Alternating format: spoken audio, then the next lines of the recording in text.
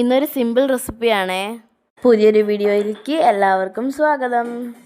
ഇവിടെ നമ്മൾ എടുത്തിരിക്കുന്നത് വെണ്ടക്കായും 2 മീഡിയം സൈസ് സബോളയും ഒരു തണ്ട് വേപ്പിലയും. വലിയ സബോളയാണെങ്കിൽ ഒരെണ്ണം മതി. ഇനി നമുക്ക് ഈ വെണ്ടക്കായ നല്ലോണം കഴുകിയെടുക്കാം. വെണ്ടക്കായ കഴുകി വെള്ളമൊക്കെ കളഞ്ഞെടുത്തിട്ടുണ്ടേ. ഇനി നമുക്കിത് കനം കുറഞ്ഞ് അരിഞ്ഞെടുക്കാം. വീഡിയോയിൽ കാണുന്നത് പോലെ അരിഞ്ഞെടുക്കുക. സബോളയും നൈസായിട്ട് അരിഞ്ഞെടുക്കാം.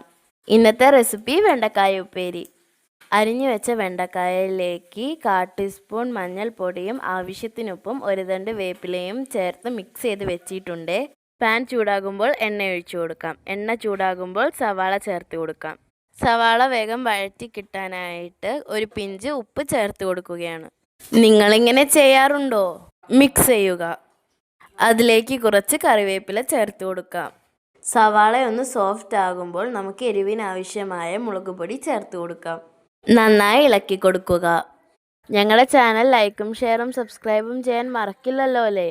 നിങ്ങൾ ഈ രീതിയിലാണോ വെണ്ടയ്ക്ക മെഴുക്ക് വരട്ടി ഉണ്ടാക്കുന്നത്? ഇതിലേക്ക് നേരത്തെ എടുത്തു വെച്ചിരിക്കുന്ന വെണ്ടക്കായ കുറച്ചേശയായി ചേർത്ത് കൊടുക്കാം. ചേർത്ത് കൊടുത്തതിന് ശേഷം മിക്സ് ചെയ്യുക. ഇതിൽ വെള്ളമൊന്നും ചേർക്കുന്നില്ല കേട്ടോ. ഇനി കറി അടച്ചു വയ്ക്കാം.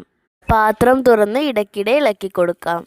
2 മിനിറ്റിന് ശേഷം പാത്രം എടുത്തു മാറ്റാം. അടപ്പ് വെക്കേണ്ടതില്ല. ഇടയ്ക്കിടെ ഇളക്കി കൊടുത്താൽ മതി. ഇങ്ങനെ മെഴുക്ക് വരട്ടി ഉണ്ടാക്കുമ്പോൾ വെണ്ടയ്ക്കയുടെ കൊഴുകൊഴുപ്പ് ഉണ്ടാകുകയില്ല. ഇനി നമുക്കതിലേക്ക് 1/4 കപ്പോളം തേങ്ങ ചേർത്ത് കൊടുക്കാം. നന്നായി മിക്സ് ചെയ്യുക. വേണമെങ്കിൽ സ്വല്പം വെളിച്ചെണ്ണ ചേർത്ത് കൊടുക്കാം. വേണമെങ്കിൽ മാത്രം. അടിയിൽ പിടിക്കാതിരിക്കാൻ ഇടയ്ക്കിടെ ഇളക്കി കൊടുക്കണം. 5 മിനിറ്റിനുള്ളിൽ ഉണ്ടാക്കാൻ പറ്റുന്ന ഒരു ഈസി ആൻഡ് സിമ്പിൾ റെസിപ്പിയാണ്. എല്ലാവരും ട്രൈ ചെയ്യണേ. കാണുമ്പോൾ തന്നെ കഴിക്കാൻ തോന്നുന്നുണ്ടോ?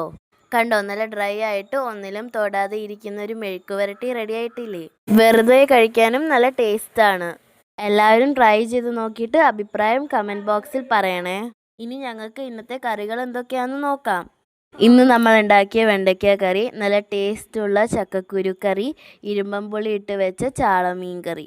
ഇരുമ്പമ്പുളി ഇട്ട് വെച്ച ചാളമീൻ കറിയുടെ റെസിപ്പി ഞങ്ങളുടെ ചാനലിൽ ഉണ്ട്, കാണണേ.